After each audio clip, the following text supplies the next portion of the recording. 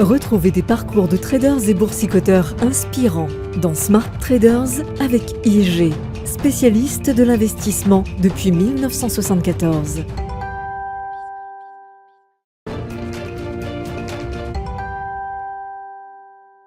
Bonjour à tous, aujourd'hui dans Smart Traders, je vous raconte l'histoire des Bearston Ladies. Si les clubs d'investissement sont aussi répandus aujourd'hui, c'est avant tout grâce à une poignée de femmes retraitées issues d'une petite ville proche de Chicago qui a inspiré l'Amérique entière avec ses performances à Wall Street. Même si, vous allez le voir, celles-ci ont vite été rattrapées par la réalité. Au début des années 80, Betty Synock, ancienne guichetière de banque dans la ville de Bearston, souhaite se lancer en bourse. Elle a vu durant sa carrière les clients de la banque réaliser de gros gains sur les marchés financiers et veut elle aussi en profiter.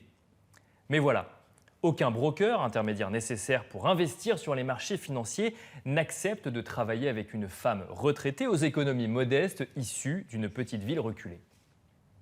Betty Synock se tourne alors vers d'autres femmes dans la même situation qu'elle dans sa ville et rassemble vite 16 femmes, pour la plupart retraitées, prêtes comme elle à se lancer à Wall Street. C'est ainsi que le 3 novembre 1983 naît le Bearston Business and Professional Women's Investment Club, plus connu sous le nom de Bearston Ladies. Le principe est simple. Elles apportent une mise de départ de 100 $, puis doivent payer une cotisation mensuelle de 25 $.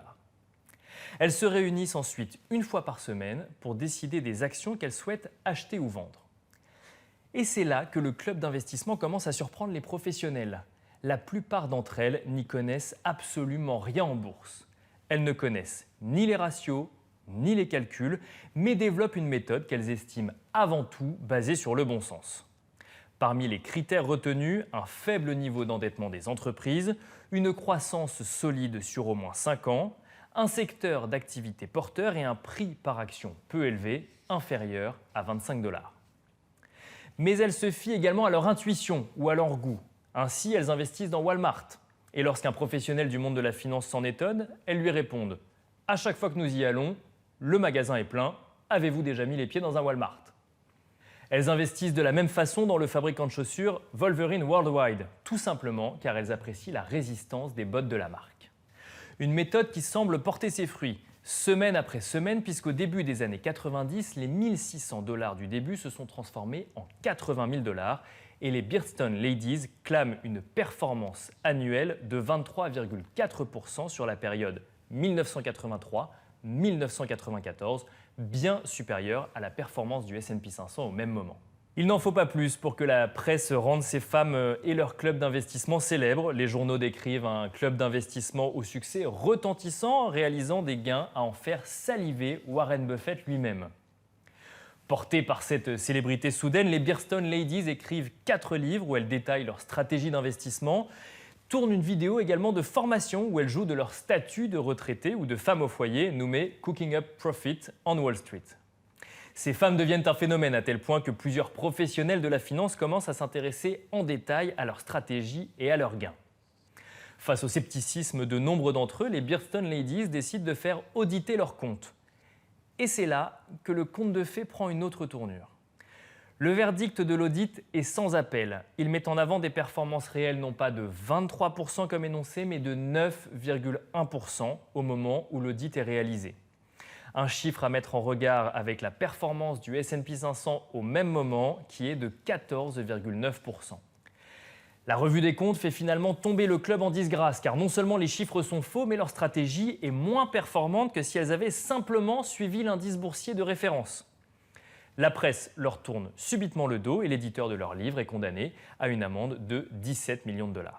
De leur côté, les 16 femmes de Bearston invoquent une erreur comptable, estimant que l'audit a surtout mis en lumière une erreur de logiciel. Un logiciel comptable qui aurait rassemblé dans la même case les revenus tirés des investissements financiers du club et ceux tirés des ventes de leurs cassettes vidéo. Un argumentaire qui ne convainc pas grand monde. Il n'en reste pas moins que si le rêve de voir des femmes retraitées d'un petit village américain trouver la martingale à Wall Street s'envole avec ces révélations, l'exposition médiatique du Bearston Business and Professional Women's Investment Club aura permis de démocratiser les clubs d'investissement aux États-Unis.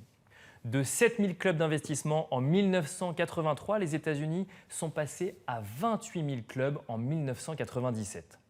Après tout, si ces femmes que rien ne prédisposait à investir se sont lancées, pourquoi pas moi, ont dû se dire d'autres investisseurs. Et d'ailleurs, pourquoi en parler au masculin alors qu'en 1997, il y a plus de femmes américaines que d'hommes américains investis en actions aux États-Unis? Un attrait pour ce monde complexe des marchés financiers permis par ces premiers pas réalisés par celles que l'on n'aurait jamais imaginé y voir. Si le club est depuis retombé dans un certain anonymat, il existe toujours et se réunit encore chaque semaine.